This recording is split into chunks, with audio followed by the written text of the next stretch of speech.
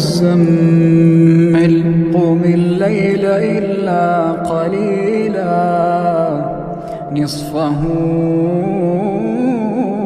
وانقص منه قليلا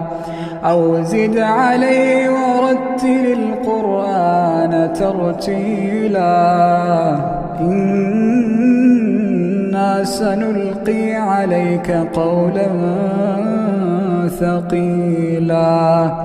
إن ناشئة الليل هي أشد وطئا وأقوم قيلا إن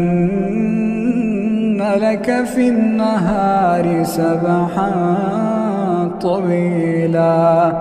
واذكر اسم ربك وتبتل إليه تبتيلا.